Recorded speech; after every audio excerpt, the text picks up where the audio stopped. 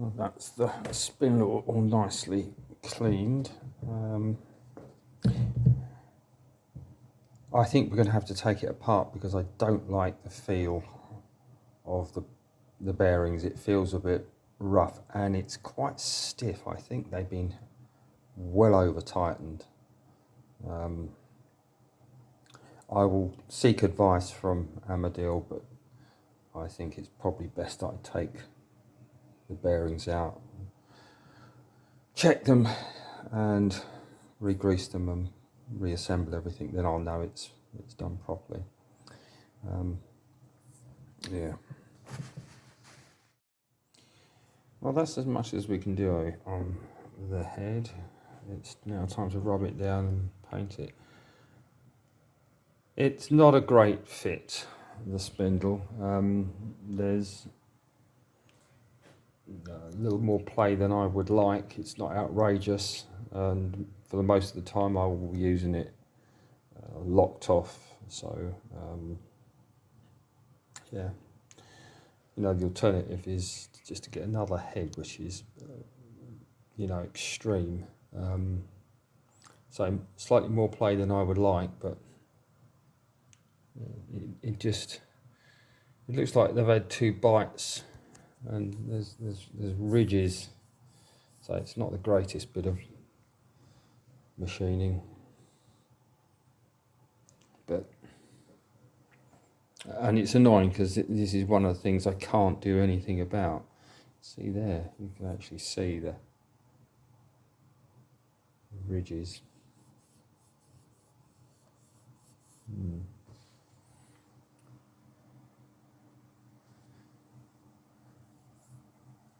There's lots of marks on this, but yeah, disappointing that. Well, the spindle in the housing, I have to say, is not the greatest fit. It looks like this has been machined, and then it's almost like they've gone in there with a Dremel,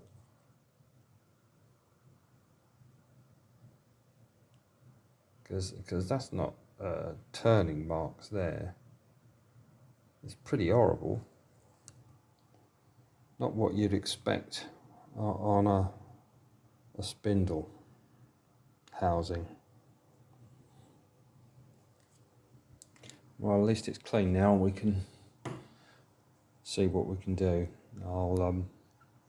I'll have to talk this through with Amadil and see what they think.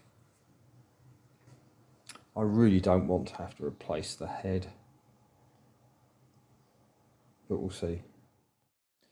So just prepping the head for painting.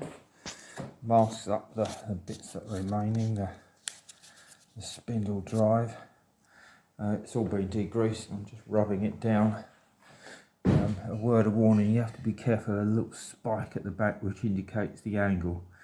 It's glued in and it's bloody sharp. And the head's all rubbed down and ready for a coat of primer.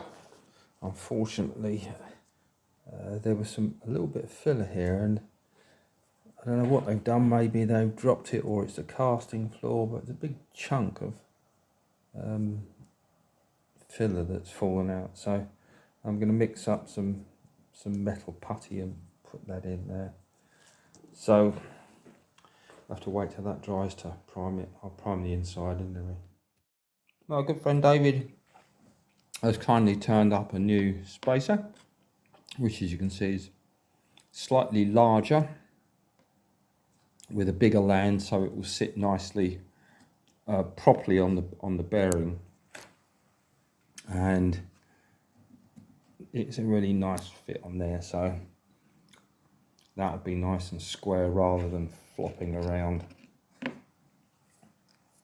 Yeah, good job. Let's had a first coat of paint and it's looking good.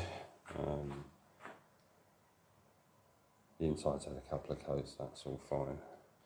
not going to give it another coat on the outside until I get some new rollers. I've used all the good rollers that I had. You need to use the high density, good quality foam rollers, not cheap crap from Amazon.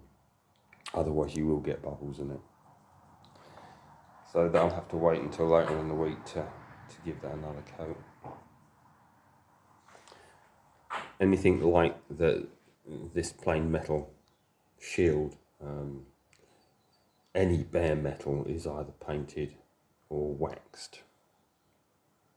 That's just had a coat of wax on it.